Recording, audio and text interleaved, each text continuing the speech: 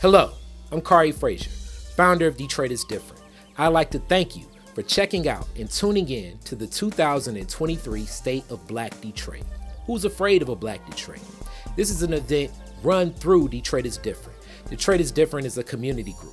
It's also a community media hub, welcoming podcasts, video, and so much more. Even our wonderful events throughout the year, the Collard Green Cook-Off, the My Natural Hair Show, and so many other things like this here.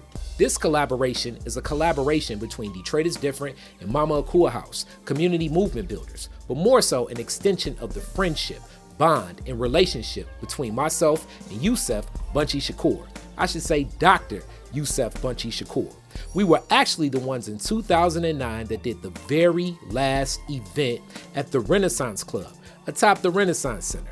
It was Kwanzaa at the Renaissance. And since then, we've done so many more things, so many other things. So we welcome you to meet so many of the other people that support community and a lot of the works connected to Detroit is Different, but connected to stronger works, not just in Detroit, not just in Michigan, even in the nation and even internationally. This will be a wonderful event to set the tone for you all to get practical solutions in ways that we're already engaging.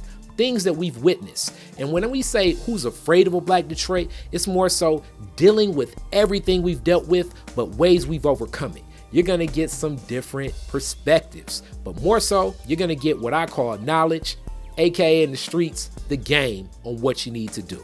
So with this, I want you to sit back and know it'll be powerful. If you like to give and get in a last minute donation for 2023 so you can get back some more money and support what we're doing, please make that donation to Detroit is Different Community Group, 501c3. This is going to be fun, and it's going to already start off with somebody that's so connected to community that you may not know, but I definitely know he's an entertainer. Hey, this your boy Foolish, and it's the State of Black Detroit. Y'all better listen up. So this is an event that I've done for a while with comrade in mind, as y'all saw, even in the clip, like going back to 2009. Myself and Yusef Shakur have done things even before then, but the growth of Dr. Yusef Bunchy Shakur, one, and myself is taking on a metamorphosis over the years. So without any further ado, let me introduce you to the doctor. Brother Shakur, how are you doing today, my brother? I'm good. What up, though? What up, what up? All right. So with this being said, this year, this is the third time out. Before we even get to the questions and everything, what do you think is like pressing this year? Just the coming together the third year. We've talked about leadership. I mean, the first time we did this, it was like people with masks on and everything. And I was like, yo, you want to do like a live stream? You know what I'm saying? And that's how it came about. What's happening this year? Well, we're being out-organized. Outworked. I think the pressing issues of our neighborhoods, they're under siege, they're attacked. I think misleadership is at its all-time high. Folks ain't selling out, they buying in. Not selling out, they buying in. So with that, let's just jump right into it, man. Let's jump right into it. So we're going to talk. You're talking about values and virtues. This was a topic we had for a minute. Who's afraid of a Black Detroit? So from it, in the marketing mind, it's provocative. It'll get people's attention. But beyond what's provocative and getting people's attention, we really wanted to more so like press and provide people substantive. We got the notes. Mama Cool, especially. Mama Cool was like, you need to have more sisters involved. You need to give people practical solutions. My dad was like, okay, how do we do this? How we do this? So this is where we at. We're going to give some different questions and practical solutions. Now, the questions that Yusef has, we're starting off. What values and virtues have you found most beneficial for you personally to work on behalf of empowering the Black community? I mean, I think first and foremost, transformation. Like people say a lot of things about me. I might cut somebody out. I'm able to fight if it comes to it, but very few people talk about my commitment to transformation. I would not be who I am today without my commitment to transformation, and that is a personal commitment. The personal commitment to unlearning what I know, to learn what I don't know. I didn't arrive here just yesterday. I didn't fall from the sky. I didn't just did the dirt, threw the dirt off of me. It took work, but the work required for me to do some reading, read, and to be able to see even though how dark it may look in my community, I see the light. I see the light because I understand where we come from. I know the history. That it's part of my lived experience, but it's also part of the Black experience. So that value there teaches me to value people over issues. I repeat, value people over issues.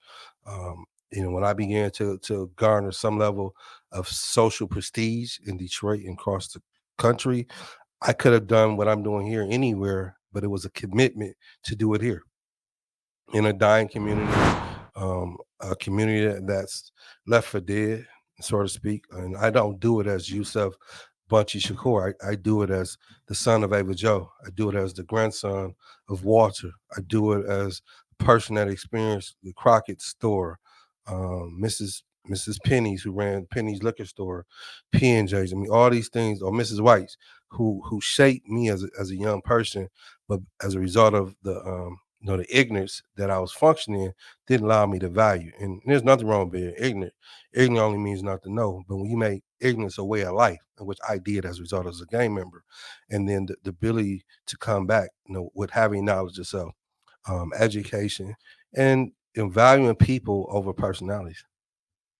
All right, you talked about valuing people over personalities. That is powerful and substantive. That you can connect that message. That I'm hoping that people are taking notes. I'm sure some comments going because I'm seeing the stream go up and more people are watching, which we appreciate that. Which we definitely appreciate that. The second question that we have: how have you enhanced your skills and knowledge to thrive personally when engaging within our community? First, being willing to again learn from the people. I'll be the first to admit, like, revolutionary, nationalists, activists, organizers, advocates, whatever we call ourselves, there's a bit of arrogance that come with it. I repeat, there's a bit of arrogance that come with it because when you know something that someone else knows, you're more familiar with it. But in reality, you got to willing to humble yourself and learn from the people, learn from those who are living it every day. Folks didn't matter or it didn't matter to folks that I wrote a book. It didn't matter to folks to how passionate I was. It mattered when I was able to connect with them. And by connecting with them, was able to enhance me, enhance my knowledge, enhance my skill set, and made me a better leader, made me a better human being. Because at the end of the day, people can't connect with something that doesn't connect with them. And to connect with them, you have to be willing to just give a fuck. And giving a fuck meaning meeting them where they're at. And unfortunately, a lot of the organizing work need to be done in our neighborhoods. A lot of us don't know how to do that, and we're not open and honest and transparent enough to say that. And don't just call on Yusef just because at the last minute you need to get in a neighborhood like Zone 8, Linwood, Dexter, or Mac. Like, we need to be ahead of the game talking. So enhancing myself was going back to school. And going back to school was personal. And I worked my way up from community college to earn my PhD. And that's what I learned from my mother, learned how to commit myself to aspire to be better, but also put myself in a learning environment. And that learning environment having very difficult, challenging, but encouraging conversation. I'm at my best when I'm learning. And that's why I went back to school and still will be in school for the rest of my life. All right. You talk about school and education and growth, that knowledge base. We've definitely had many discussions about what that means and our different viewpoints, especially being that when you talk about the zone and being in this pocket, me being a Northwestern grad, actually for a while, I was the chair of the Alumni Association of Northwestern, and you being right here in the pocket of Northwestern, but taking full advantage after the fact, similar to me, seeing what opportunities can be presented from that knowledge base you can get from school, but also knowing how to utilize it. That's powerful. Dr. Bunchy Yusef Shakur. So let's stop right there. The PhD, what was your PhD about?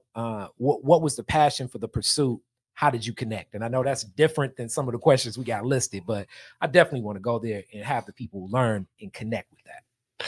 Thanks for that question.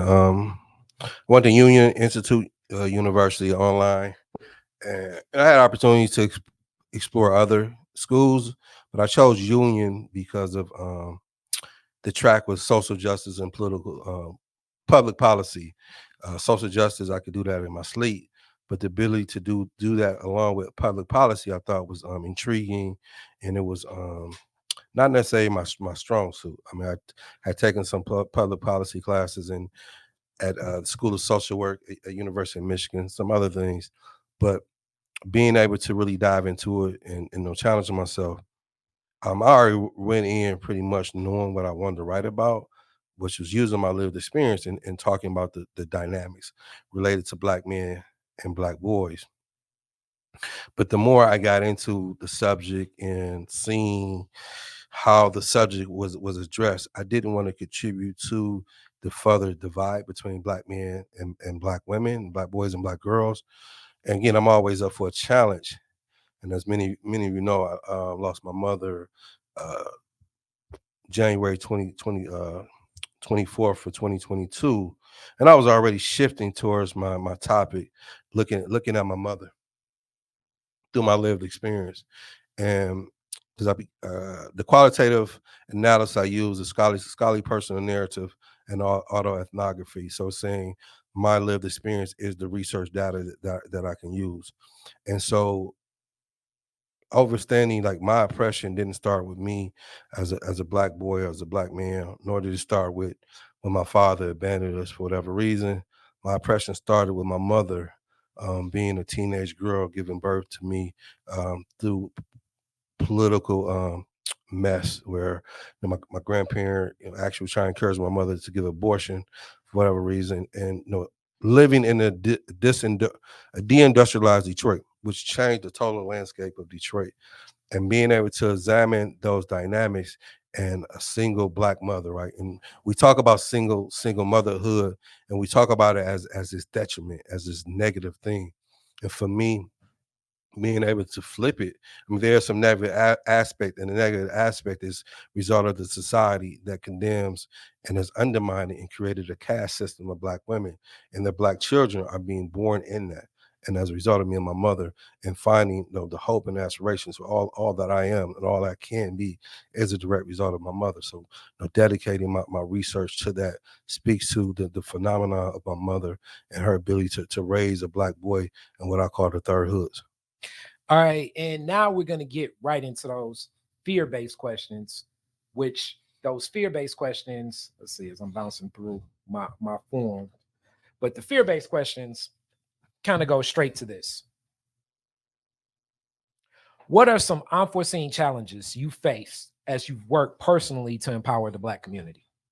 I think the term of like working unity, I think is overrated, and I think there's more about uniformity.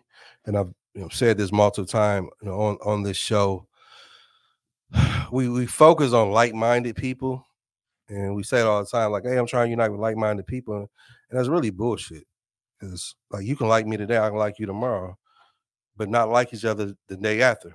It was really about like values, and like values trump like-minded people. Because again, if our values are centered and our ability to work together will be round values, and there's so much that happens in this society, in this world between black men, black women, and black on black, that it puts us at odds, and we're never really analyzing our values, and as a result, our fear of who we are begins to take over. And when I mean a fear of who we are, uh, I mean, I think if we ask everybody in this room what it means to be black, we'll get a different definition. But then the reality is, how many of us really have examined the black experience? I may have only went this far, the next person went that far. And so it's very important. Like we're bringing a breadth of knowledge that has the testitude of not me just trying to like a pastor who just reading this excerpts out of the Bible to get you to buy into his or her thing. And I think looking at ourselves, we see those challenges because they're there, but we have the ability to overcome it because it's in our past. Like we've overcome some of the most phenomenal things. I think for our generation, like overcoming crack cocaine and still seeing the residue of it in our community today, where we see gentrification and de-investment at its highest level. The question is how we're pulling our resource, and our greatest resources is our ability to love each other and work together. Again, working together doesn't mean that we have to be friends, drinking partners, and things of that nature. No, working together around a common goal, a common agenda. And I think, again, our ability to see that through creates fear. And if we're honest and vulnerable with ourselves, and there's nothing wrong with having fear. Every human being experiences that, especially in a city such as Detroit. Like I go to sleep every night wrestling the question: how did the hell did Duggan become the mayor? Not once, but twice, but 3 times, 4 times. Possibly a 5th time they run again, right? How did that happen? And the city is predominantly Black, with so many, Black excellent, Black blinds, Black this and Black that, like on our watch. And the next generation has to look at that. That's on us. It's so unique because in that answer, you provided like all the next questions of how you dealt with the challenges and what you've learned from the challenges. But I do want you to give like that directly a little bit to close out before we get into the next person presenting on Black organizing. What did you learn and how are you applying that? I mean, what I learned is like all of us, it's overwhelming. And I know for myself, some days I don't want to do shit. I just want to go home and chill with my 2 big ass dogs, who my babies. But reality, we got to get up and fight. But then I look at the landscape. Who am I fighting with? Okay, when you and I get in the trenches, and I truly believe that you got my back. You truly believe I got your back. Like those are things that I'm trying to get better at. I've had much success in what I've done, but I've made many mistakes too. And I could tell you all the great things I've done as an individual, but that don't mean shit in the grand scheme of things, because individual can't free a people. Only a collective can do that. And that's what I'm trying to figure out and want to contribute. That's, I'm 50 years old, so my best days is behind me, but I got some great days in front of me. And those great days are contributing and determining how to pull that cadre, that core group of individuals who's willing to fight when you think of Nat Turner, when everybody told him, no, man, we can't do it, he still kept doing it. Harriet Tubman, hey, no, you can't do it, but she kept doing it. Like, where is that spirit? And I think we possess it, but how do we put it together? Like, I'm just one person, and we're all one person, but if we come together with a multitude of different people that can be able to achieve what we want to achieve for the greater good. Hats cocked right, soldiers got my back. Plan in effect, and we fighting to the death. Got my black fist stuck, my black fist stuck. Got my black fist stuck, my black fist stuck. We already got them, caught them when they watching. Thinking we ain't real, yo, the whole team shot them. Got my black fist stuck, my black fist stuck. Got my black fist stuck, my black fist stuck.